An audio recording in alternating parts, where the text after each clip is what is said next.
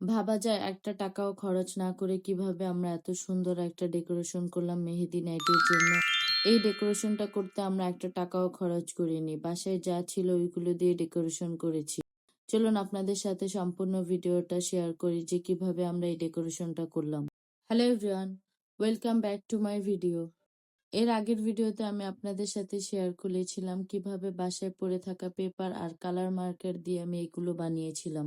মেহেদি নাইটের ডেকোরেশনের জন্য প্রথমে আমরা নিয়ে নিয়েছিলাম 3টা শাড়ি, যেগুলো বাসায় ছিল ওইগুলো ইউজ করছিলাম। আমাদের কাছে সেম কালারের 2টা শাড়ি ছিল, তার জন্য আমরা ওই 2টা সাইডে রেখেছি আর মাঝে একটা ইয়েলো কালার টাইপের শাড়ি ইউজ করেছি, যাতে ডেকোরেশনটা দেখতে অনেক বেশি ভালো লাগে। আপনারা চাইলে যে কোনো কালারের শাড়ি ইউজ করতে পারেন। আর আমার মনে হয় মেহেদি নাইটে ডেকোরেশনের জন্য সবচেয়ে সহজ পদ্ধতি হলো যে শাড়ি ইউজ করা।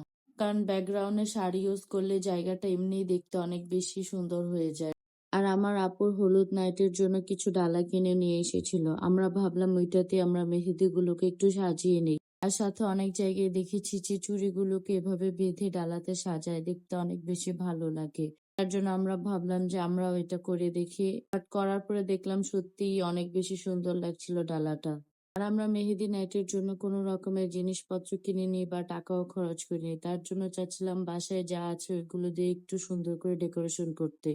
আর সত্যি বলতে ফাইনাল ডেকোরেশনটা সত্যি অনেক বেশি সুন্দর হয়েছিল। সবাই বলেছে অনেক সুন্দর হয়েছে ডেকোরেশন করাটা।